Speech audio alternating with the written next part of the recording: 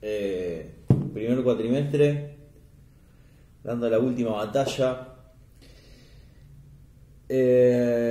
Bueno, vamos a empezar nosotros, teoría sociopolítica de la educación. Vamos a hacer una breve recapitulación de lo que hemos visto para después entrarle de lleno a nuestro tema. La idea es hacer un video corto que les sirva a ustedes como una referencia para poder pensar qué pasó con esta promesa sociopolítica, política, ¿sí? Y la educación. Nosotros decíamos que básicamente eje problemático 1, que ustedes vieron con la profe, decíamos que la educación es un hecho social, ¿sí? La educación es un hecho social, implica que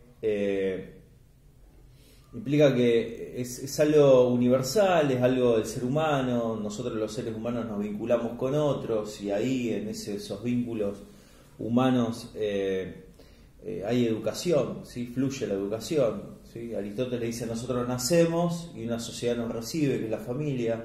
Esa sociedad se agranda y se hace aldea, y esa aldea se agranda y se hace estado. Entonces distinguimos lo que es educación y socialización, ¿sí? Acuérdense en el ejemplo del padre diciéndole al hijo: no uses el celular mientras comemos, pero por otro lado pidiéndole a su esposa que le caliente la comida, ¿sí? Hay educación en un mandato directo, explícito: no uses el celular, pero por otro lado hay socialización porque sin quererlo el niño está aprendiendo a vivir en una sociedad patriarcal, ¿sí? Entonces, bueno, educación, socialización. Después otro componente más es vendría a ser la escolarización, ¿sí? Es el lugar donde la educación toma forma, toma institucionalidad, ¿sí? Es objetiva, es declarada, ¿sí? Dentro de un ámbito. En la modernidad fue tan fuerte la escolarización que muchas veces quizá ustedes han escuchado esto, es decir: bueno, yo, profe, no sé nada porque nunca fui a la escuela, o porque siempre me fue mal en la escuela. Entonces pareciera ser que el saber se liga a una institución, y aquel que no pasa por la institución no sabe nada. Cuando en realidad todos sabemos que no es así. O sea, todos sabemos que la vida misma te va arrojando saberes, ¿sí? Y está el sabio, es aquel que de alguna manera, el que acumula saber es aquel que va interpretando, que va haciendo una lectura de lo que vive. La vida precede la experiencia, dice un filósofo francés, Marcel. Así como la vida precede al pensamiento, la experiencia precede al conocimiento. O sea, vamos teniendo experiencia, ¿sí? Y después de eso lo transformamos en un contenido, un conocimiento. Bien. Bueno, entonces distinguíamos también saber, poder, ¿sí? El saber es de alguna manera no solamente información, sino conductas, ¿sí? Poder es la capacidad de modificar las conductas. Entonces la escuela cuando enseña, o cuando los seres humanos educamos, no solamente tiramos información, sino que también moldeamos conductas. Nosotros le decimos a nuestros hijos: decí gracias cuando la tía te hace el regalo, ¿sí? No solamente le estamos dando información, sino queremos que tome una actitud, ¿sí? Que modifique su conducta, que sea así como nosotros lo pensamos. Bueno, lo mismo hace la sociedad con nosotros.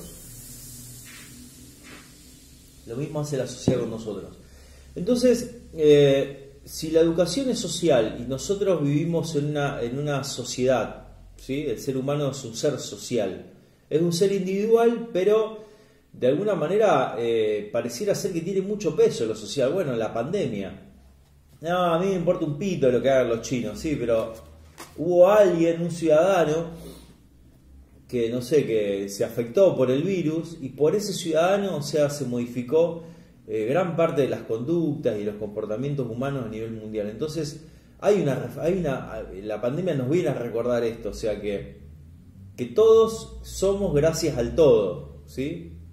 Después en ese todo nosotros nos reconocemos ser individuales, libres, auténticos. Bueno, entonces dice Aristóteles, bueno, o el pensamiento griego, como vivimos en un todo, en una sociedad, como vivimos en la polis, todos somos ciudadanos, por lo tanto todos somos políticos. Y acá se empieza a embarrar un poco la cosa, en el sentido, para nuestro pensamiento, a nosotros nos educaron, o sea, que la política era, no sé, algo No, pensemos en los hijos de los 90, que fuimos nosotros. O sea, yo nací en el 82. Gran parte de mi vida en cuanto a construcción identitaria y demás, estuvo en los 90. Nos dijeron, o sea, que la política era una mala palabra, ¿sí? Era la palabra era reservada para aquellos que querían hacer negocios personales con los bienes públicos. Bueno, entonces por eso se nos embarra, porque en el fondo descubrimos que todo es político, ¿sí? Hasta lo mismo personal. ¿Por qué decidí yo tomar mate con yerba de Rosamonte suave? Sono squisita. ¿Por qué? Y porque de alguna manera alguien ejerció poder sobre mí también, ¿sí? Alguien ejerció poder sobre mí. Vi una propaganda, vi mi papá que tomaba mate con yerba de Rosamonte. O sea, hay alguien. ¿Por qué me dejé la hora? ¿Por qué cuando estoy libre, tengo mi tiempo libre, digo, voy a ver la serie de Netflix? ¿Sí? ¿Es natural eso, no? Alguien ejerce poder sobre nosotros y por lo tanto mis decisiones más personales, como podría ser lo que hago yo con mi tiempo libre y privado, o con mi cuerpo, o con mis gustos, son fruto del ejercicio del poder de alguien. ¿Sí? Del poder y mi libertad. Entonces todo es político. ¿Sí? Todo es político. Bien, perfecto. Pareciera ser que, bueno, esto es un poco lo que plantea la biopolítica, Foucault, ¿sí? Va en esta línea. Deleuze también va en esta línea.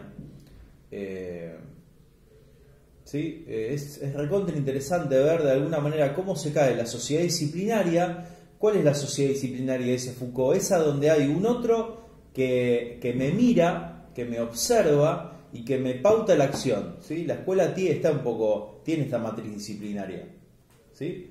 Bueno, pero ahora, por decirlo así, no tenemos escuela disciplinaria, sino que tenemos redes sociales. O sea, ya no hay un maestro en pandemia, ya no hay un maestro que nos mire, pero sin embargo, lo que dice la biopolítica, dice un poco, ahora le voy a mostrar el libro, lo que dice nuestro maestro, nuestro patrón, ¿sí? Nuestra autoridad se mete dentro de nosotros mismos y somos nosotros quienes juzgamos. ¿Y cómo se meten? Bueno, a través de los dispositivos así de persuasión, ¿sí? Que son las redes sociales, los vínculos, los medios masivos de comunicación, ¿sí? Hay como dice, ya no hay redes invisibles que gobiernan nuestra interioridad. A ver.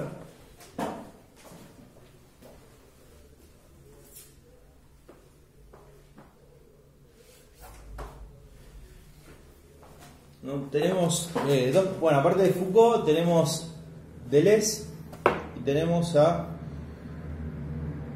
es muy difícil porque es coreano, en realidad es alemán, nació en Corea pero se fue a vivir a Alemania. Byung-Chul Han, ¿sí? Este librito es muy lindo, ahora que tienen vacaciones o cuando tengan vacaciones y quieran leer algo de filosofía, se llama La sociedad del cansancio, ¿sí? Entonces, el exceso de... Bueno, no me voy a meter con este libro porque no quiero, pero... me explico entonces... ¿A qué voy con esto? A decir que lo político está presente en nosotros más de lo que nosotros pensamos, ¿sí? Lo personal es político, una frase del feminismo de los 80, pero que tiene una vigencia hoy, ¿sí? Hasta, no sé, la forma de ejercer mi sexualidad, hasta la forma de pensarme es política, ¿sí? Es política en el sentido de que vivimos en una polis, por el lado del pensamiento griego, pero también en que alguien ejerce poder sobre nosotros mismos. ¿Sí? Vamos, pasamos a la unidad 3. Entonces nosotros decimos esto. En el punto 3, ¿cuáles fueron las grandes transformaciones que hizo el poder, el Estado, para pensar lo político? ¿Cuáles fueron las grandes transformaciones que hizo el Estado para poder pensar la educación en relación a la política? Ahí está, mejor. Entonces... nosotros tenemos de alguna manera, desde la Revolución Francesa o de los inicios de la modernidad, tenemos como una gran promesa que por lo menos es ilusión, ¿no? Promesa es cuando algo se va a cumplir, ilusión es cuando que es la promesa de la igualdad. ¿Sí? Más que nada, hay dos grandes revoluciones en Occidente, que un poco la revolución industrial de corte burgués, o sea, de corte más económico, que se da en Inglaterra. ¿Sí? Inglaterra dice, bueno, nosotros, dicho muy rápido y muy brevemente, nosotros los burgueses, que eran aquellos que tenían los medios de producción, le dicen a la corona, che, muchacho, esto no va así. Bueno, entonces la corona le dice, bueno, vayan por el mundo a vender sus mercancías, y nosotros, no sé, tenemos en el siglo XIX, por ahí, tenemos la invasión inglesa, o sea, ¿qué es?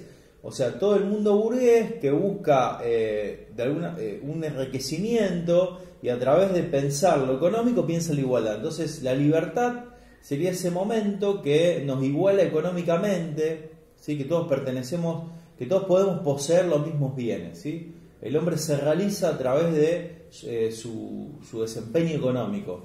Pero revolución, dicha muy brevemente y mal, es revolución más que nada inglesa, ¿sí? Revolución productiva inglesa, revolución industrial como estuvimos en la escuela. Pero después hay otra gran revolución que no es tanto de corte económico como la inglesa, sino que es político, que es la revolución francesa, ¿sí? ¿Se acuerdan el lema de la revolución francesa? Igualdad, libertad, igualdad y fraternidad.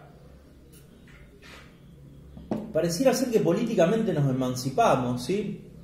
La frase que pone Kant, un filósofo de la Ilustración alemana, dice sapere aude, atrévete a pensar. O sea, somos libres para pensar. Ya no hace falta ceñirse a lo que dice el rey o la escritura, sino que somos libres para poder pensar, sentir y manifestarnos.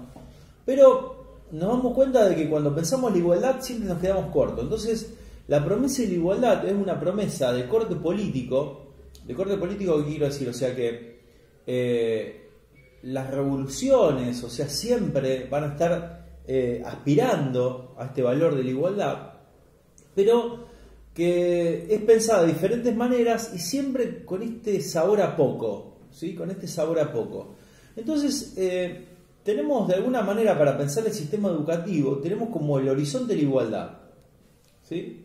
Es como el telón de fondo de la obra. Nosotros vemos a personajes que políticamente se mueven, pero el telón pareciera ser, ¿sí? El personaje está acá, ¿sí? Que camina el telón, pareciera ser que siempre es este horizonte de igualdad.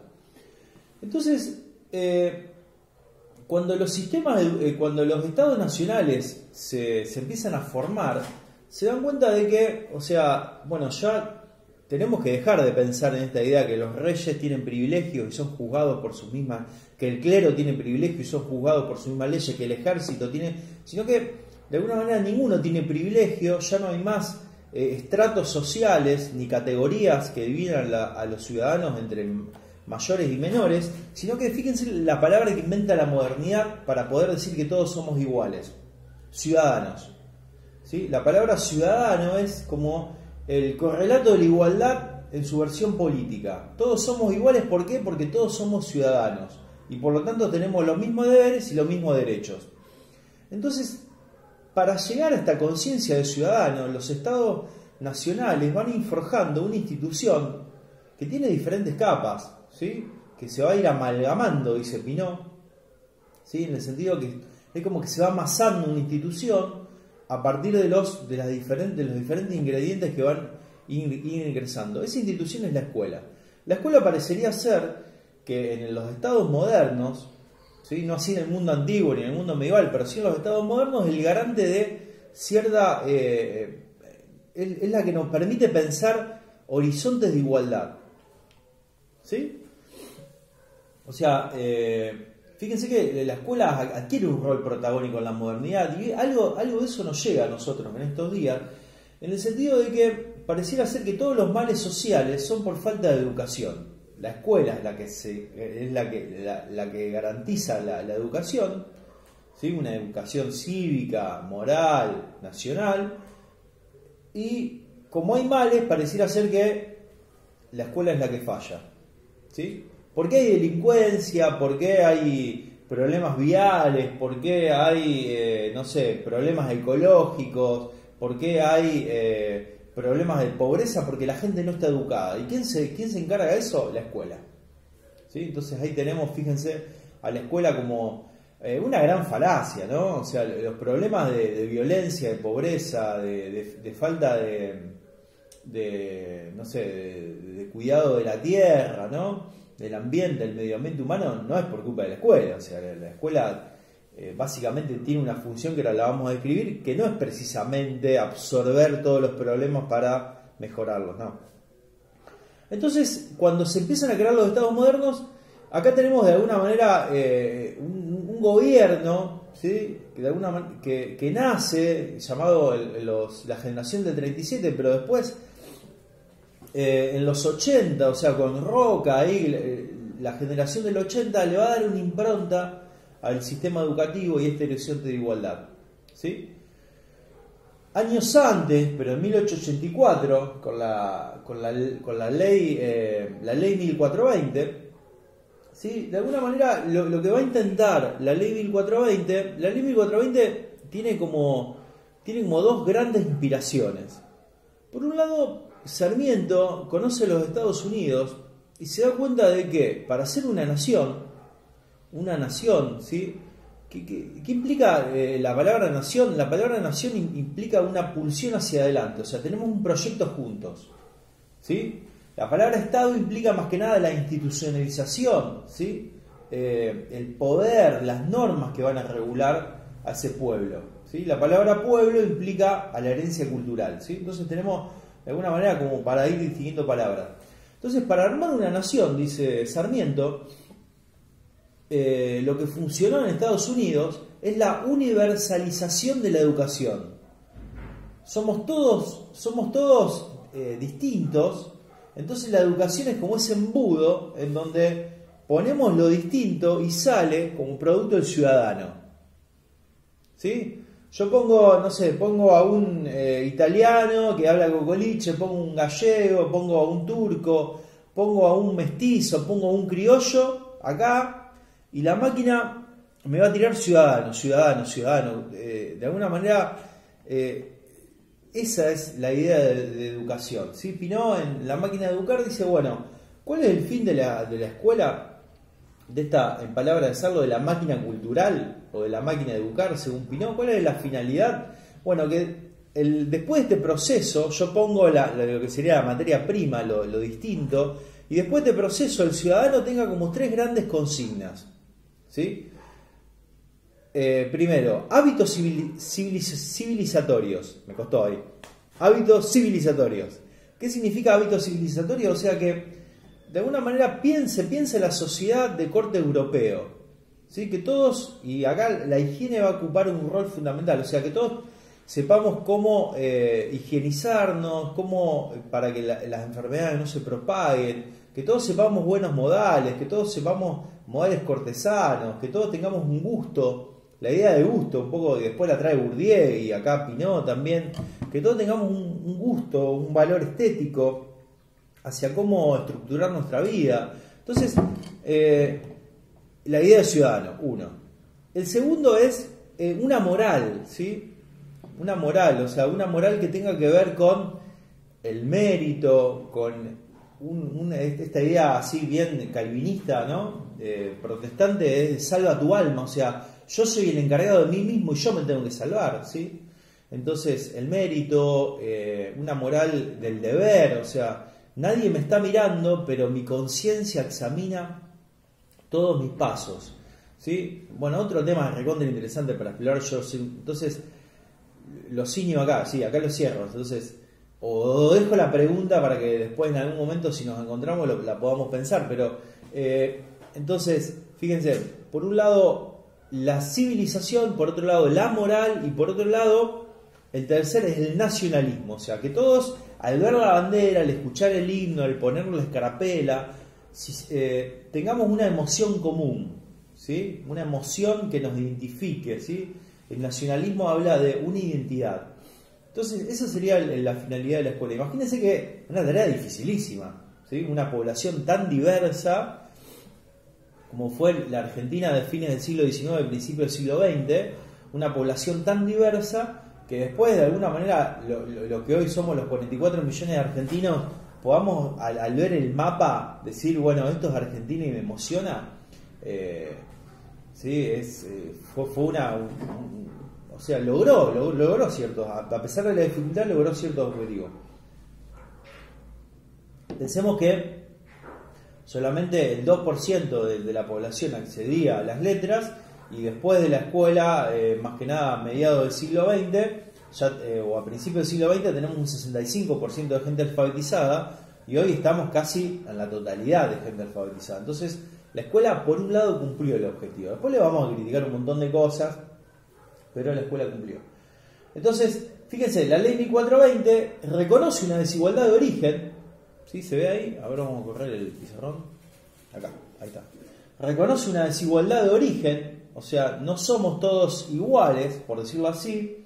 Tendemos a la igualdad, y la forma que nos va a garantizar la igualdad es que todos hablemos la misma lengua, creamos en el mismo Dios, valoremos a la misma nación, tengamos los mismos hábitos morales y cívicos. La homogenización, como ese homo es lo mismo, ese proceso que transformamos lo distinto en lo mismo. Ley 1420. ¿Sí? Entonces, un poco lo que dice... ahora se me fue, pero... fíjense lo que dice Beatriz Sarlo. Cuando se cimenta la escuela acá, dice Beatriz Sarlo, se lo sienta a los alumnos y se le dicen, bueno, vos tenés tus derechos, vos tenés, desde ahora vos tenés tus derechos, vos tenés tu lengua, vos tenés una nueva nación. Lo único que te pido es que renuncies a todo lo que traías con vos antes de entrar a la escuela. ¿Me explico? La homogeneización implica un corte cultural con la herencia, ¿sí? Ya dejamos de hablar el italiano, dejamos de hablar el mapuche, dejamos de hablar el criollo mal, para empezar a disfrutar de estos derechos, pero derechos de vuelta, o sea, derechos de cortes civilizatorios europeos. ¿Sí? Entonces, desigualdad, igualdad, y la palabra que va a mantener esa tensión es la homogenización. Bueno, sin duda que de la ley 1420 de 1884 a 1993, que vamos a ir ahora, pasó un montón de cosas que están muy bueno verlas, porque cada impronta política va a ir dejando su huella en la escuela, ¿sí?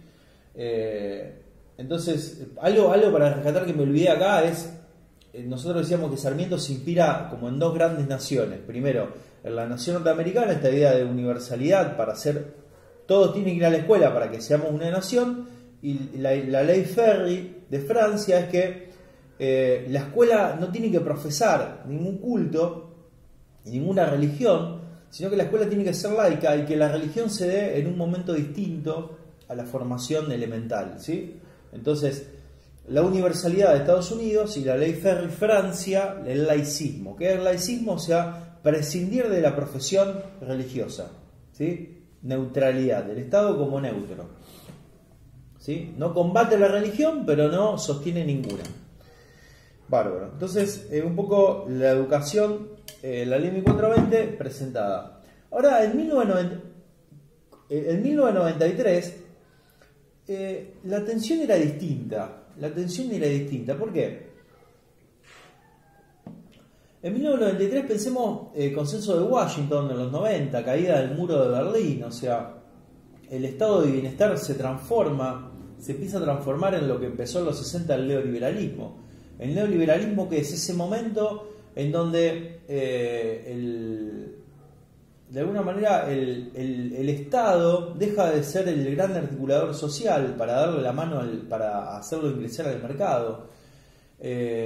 Acuérdense lo que dice Margaret Thatcher, o sea, la dama de hierro dice: la sociedad no existe, existen varones, mujeres, ¿sí?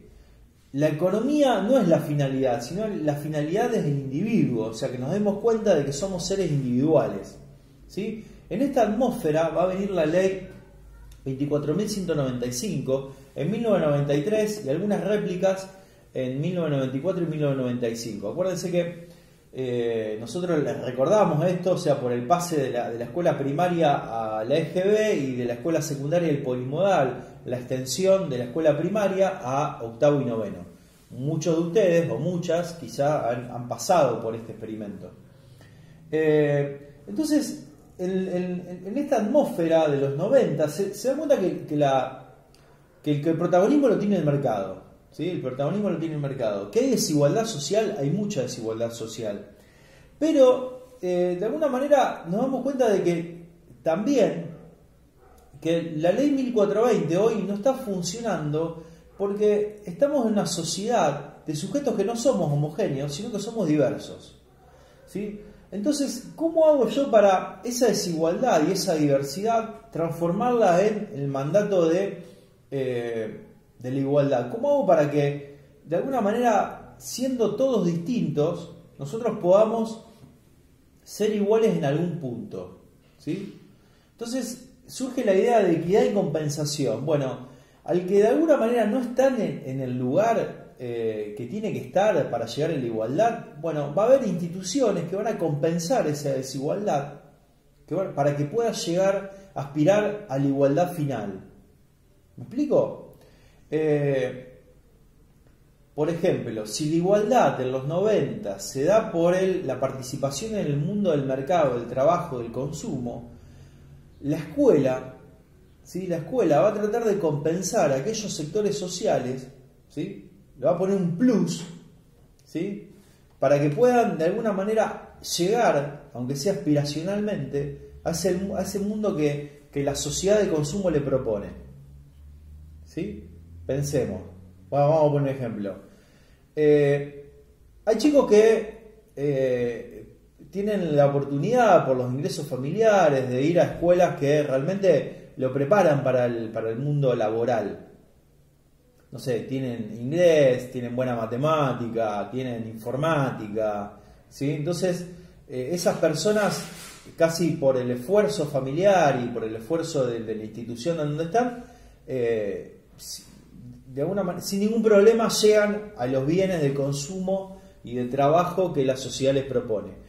Pero va a haber otras que su familia de origen no tiene los recursos, no está alfabetizada, no puede acompañar esas trayectorias en el sentido de que no puede garantizar informática, computación, no tiene acceso a entonces el Estado va a venir a compensar eso que las familias no le pueden dar o que las instituciones no le pueden dar, ¿sí? ¿Compensar para qué? Para que todos lleguemos a ese mismo lugar que pareciera ser en los 90, que es la inserción en el mundo del mercado, en el mundo laboral, ¿sí? Yo me acuerdo que yo terminé en el 2000 la educación secundaria y la mayoría de los profesores me decían, mirá Manuel,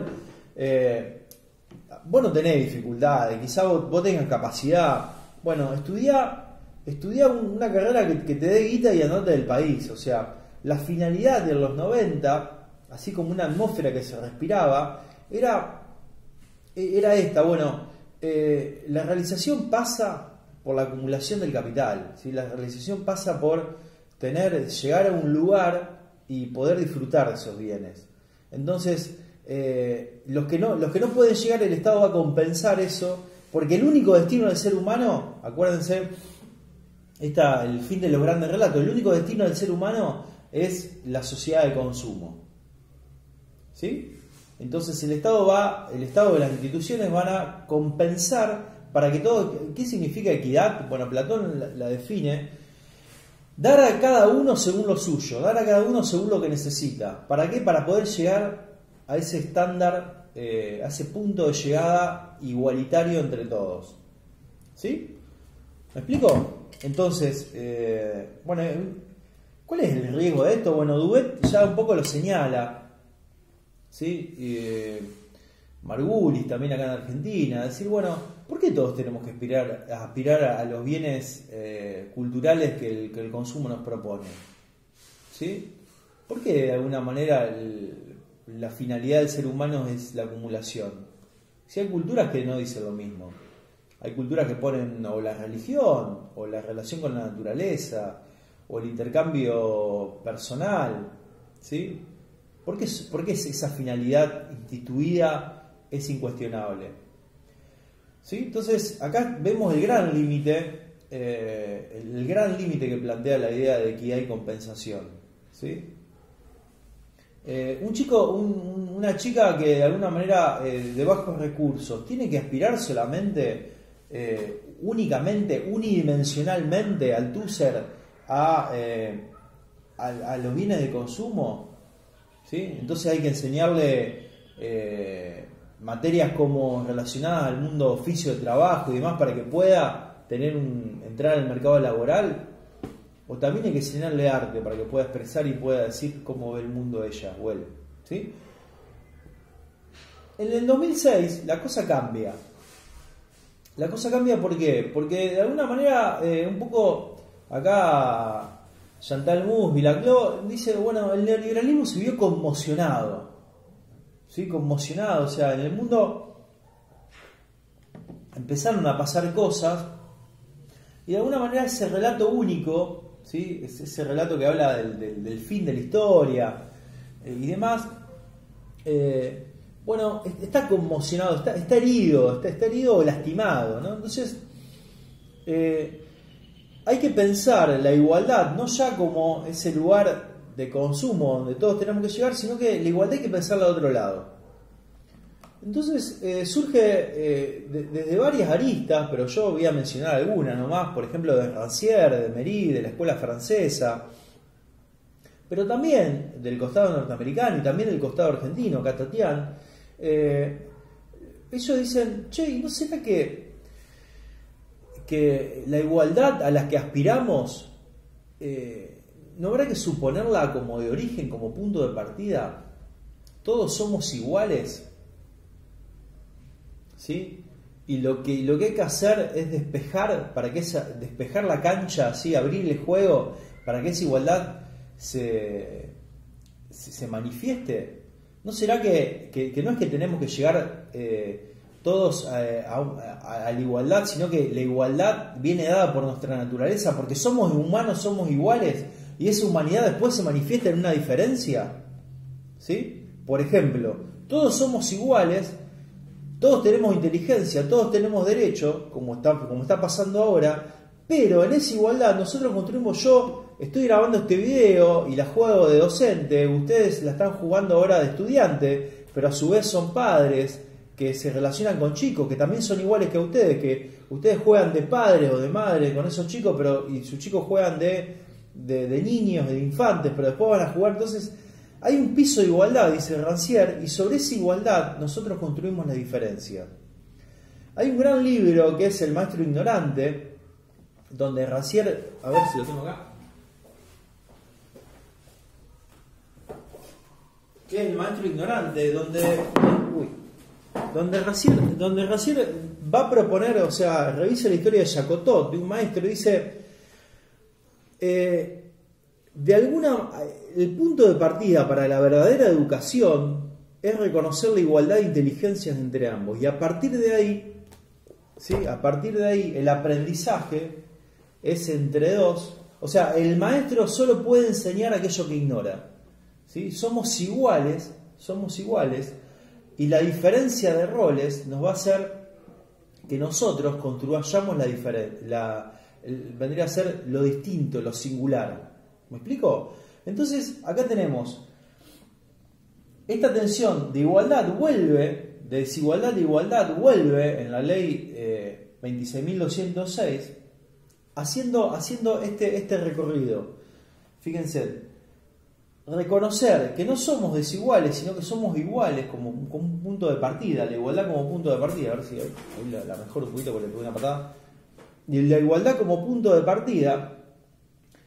Y una vez que yo reconozco la igualdad, que declaro la igualdad, voy a respetar de que todos nosotros podamos construir la diferencia, la multiplicidad. Entonces empieza a jugar fuerte una palabrita que es inclusión. O sea, ¿cómo podemos estar todos en el mismo barco siendo diferentes? ¿No? Se me viene a la cabeza el arca de Noé. El arca de Noé, ¿qué es? Todos somos seres vivos, todos somos necesarios, pero cada uno manifiesta su ser vivo, ¿sí? Según su especie. ¿Sí? ¿Me explico? O sea, cada uno tiene una diferencia para marcar y para decir. ¿Me explico? Entonces, de ahí fíjense que, no sé, algunos rasgos del sistema educativo que se empiezan a pensar ahora. Bueno, Hay una secundaria común para todos, pero los últimos 3 años, esa secundaria igual para todos va a manifestar una diferencia, que es la orientada. ¿Sí? El proyecto de inclusión, o sea, que termina de salir en 2017, o sea, ¿qué es lo que plantea el proyecto de inclusión? Un alumno que tiene disminuida alguna de sus facultades es igual a nosotros, ¿sí? Es igual a nosotros, y en esa igualdad puede manifestar su diferencia. No tiene desarrollado de todo la vista, pero tiene desarrollada otros sentidos que también son humanos. ¿Me explico? Entonces, un poco acá la tensión. La tensión se da entre igualdad y diferencia. Todos somos iguales, y esto quiero que quede bien claro. Todos somos iguales, todos somos ciudadanos, todos somos humanos, todos tenemos inteligencia, en el sentido no solamente inteligencia abstracta, sino inteligencia, la múltiple inteligencia, y cada uno va a manifestar su inteligencia de modo diferente. Todos somos humanos, pero cada uno va a manifestar su género diferente. ¿Sí? Entonces, de alguna manera, lo que ya no hay una institución que venga a compensar, sino que venga a correrse para que el otro crezca en su diferencia. ¿Sí? No es el Estado o las instituciones paternalistas que van a ir subsidiando para que el otro llegue a los bienes de consumo, sino que hay gente que va a decir, no, a mí realmente no me interesa, o sea, acumular capital. Me interesa vivir, pero me interesa manifestar mi arte, me interesa hablar mi lengua, ¿sí? Me interesa manifestar mi... Entonces, la idea fuerte de acá es que ninguna diferencia sea tan profunda que nos ponga en cuestión la igualdad. ¿Sí? ¿Sí? La igualdad viene dada por el cumplimiento de derechos, la diferencia, entonces acá tenemos la ley 26.206. Bueno, para cerrar, recapitulo. Acá hay una fuerte idea detrás, o sea que todos somos habitantes, ¿sí? Habitantes, ¿sí? Esta idea de alguna manera, esta idea de la generación del 37, que está también en Alberdi, o sea, si nosotros queremos hacer la nación, tenemos que poblar, ¿sí? Y poblar con las características civilizatorias europeas, ¿sí? Acá está fuertemente la idea del consumidor, ¿sí? En los 90 hay una idea de que el ser humano se realiza mediante la posesión de objetos, ¿sí? Entonces, mientras más tenés, más sos. Entonces, los derechos del consumidor, fíjense que hasta ingresa en la Constitución, en la reforma de la Constitución del 94, ¿sí? Y acá un poco está la idea de ciudadano y la idea de diferencia, de multiplicidad, ¿sí? Entonces, acá tenemos básicamente las ideas políticas presentadas en este video que pensaba iba a ser de 15 minutos, pero es casi de 40. Bueno, cualquier cosita me consultan, yo estoy dispuesto para ustedes, para lo que sea. Valoro el esfuerzo que están haciendo y créanme que todo esto que pensamos acá es como un sustrato que les va a servir para poder reconocer la diferencia en las escuelas secundarias. Hoy hace falta que nosotros, o sea, no tengamos ninguna actitud ni homogenizante ni paternalista, sino que tengamos una actitud de ver en las libertades, las diferencias manifestarse dentro del aula. Es muy difícil. Hay un poeta, Hugo Mujica, que dice que la diferencia, la libertad es la belleza de las cosas.